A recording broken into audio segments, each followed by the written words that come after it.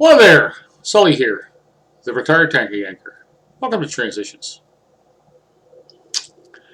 Well, it's about 20 minutes to 6 a.m., March 23rd, 2020. In just over 2 hours, a stay-at-home order for the city of Philadelphia goes into effect. Our esteemed mayor, the Honorable James Kenney, has ordered everybody to stay home. Only essential travel is permitted, and non-life-sustaining businesses must close. Restaurants, grocery stores, gas stations, pharmacies will be allowed to remain open, but everybody else is pretty much closed. So I hope you stocked up on things that you might not be able to get, like beer.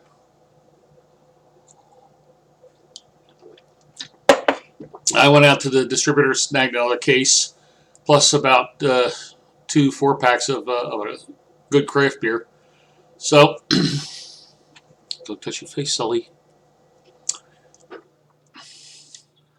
It is what it is. We're on a wartime footing.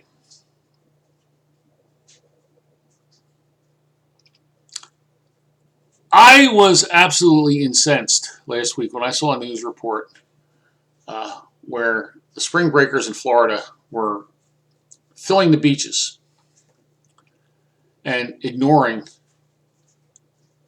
the pleas of medical professionals and government officials not to go out in public, not to congregate in large groups. And one fella even went so far as to say that, he doesn't care. If he gets sick, he gets sick. It's no big deal. He's not going to stop partying. Getting the coronavirus is going to keep him from partying. And I thought, that is one selfish way to think. Because if you don't care if you get sick, okay, I'm fine with that. But this is a contagious virus. What about the people who get sick because you get sick? Have you thought of that? I mean, you can't just say, well, next year I'll be able to party. This year maybe I should stay home because people might get sick. It's not a question of whether you get sick. It's a question of who gets sick because you get sick. This is a contagious virus. So, this is my message to millennials. My generation fought the Vietnam War. My parents' generation fought World War II and Korea. The generation that followed mine, GenX, fought the Gulf War. And the next generation, Gen Z, fought the war on terror. Millennials, this is your war. You're being called to the front lines. Now, this is a different kind of war. Because we're not putting a gun in your hand and asking you to go to some jungle and get your ass shot off. We're asking you to stay home. To avoid social interaction. To use common sense. Wash your hands, don't touch your face, things like that. Clean surfaces. Take precautionary steps. This is your war.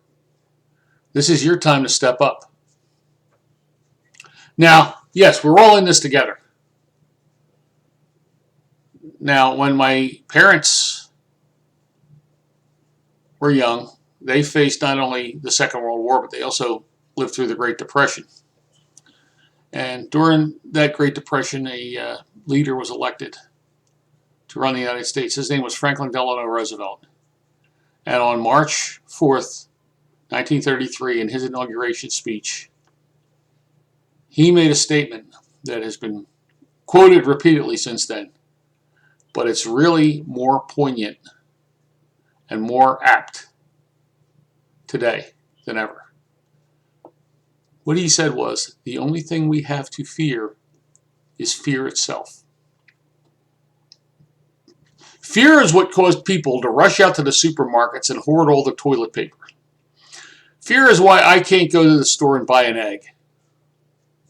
Because people are so afraid that they're not going to have these things that they have to go out and gobble them up and make sure that they have enough that's going to last them until the 22nd century. Come on, people. Don't be greedy. Don't be selfish. And I'm not blaming millennials for that. I'm saying that every generation out there, the Gen X's and the Gen Z's and the boomers, we're all just as guilty. Fear and panic because people listen to what somebody told them rather than the facts. The fact of the matter is, if somebody didn't start a rumor that there's not going to be any toilet paper, maybe this hoarding wouldn't have happened, but it happened. Okay, we can place the blame. Just like this pandemic, we can place the blame. Oh, it's the Chinese, it's the president, it's the governor, it's the head of the CDC, it's the Surgeon General, it's this and that and the other thing. Okay, fine, place blame. After you get done placing the blame, where are you? In the same place. I used to work with troubled kids, and I would break up many an argument because they said, well, so-and-so did this to me. Yeah. I had to get him back. Why? I said, suppose he dumped a bucket of shit on your head. Oh, man, I'd kick his ass. I'd run after him. I'd chase him all over the place. Yeah, he dumps a bucket of shit on your head and runs away, and you're running after him. You know what people are going to say? Look at that shit-covered fool. Clean the shit off first. Give yourself a chance to calm down and then deal with it. Okay? We can place blame all we want. It doesn't change the facts. It is what it is. I know that statement is overused, but doesn't make it any less true. The coronavirus pandemic is what it is, a pandemic. Saying how people mishandled it is not going to undo it. You can't put the genie back in the bottle.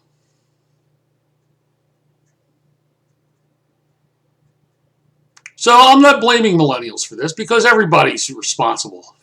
But we can do something about it. I'm asking the millennials out there to do what their parents and grandparents are doing, and that's staying in, using common sense.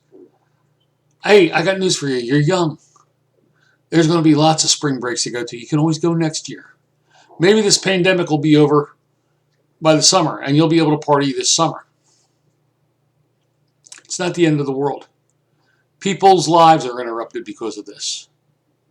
You think they're going to feel sorry for you because you didn't get a chance to party on the beach in 2020?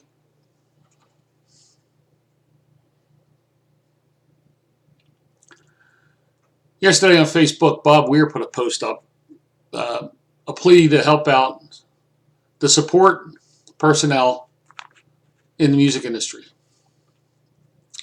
Now, Bob Weir is a very generous man, and I'm sure he has contributed money to this cause. But he's asking people who can help to help. And it generated a lot of criticism. People arguing, saying, well, you're a wealthy, you're a performer, you've made your money, why don't you pay for these people? You know, there's only so much you can do. It's like the guy who hits the lottery. And everybody hits him up and he figures, oh yeah, I got enough money to give it away. Before you know it, you give money to everybody who comes up asking you for money. After a while, you're broke. All your lottery winnings are gone because you thought you were being a nice guy and giving it away to people.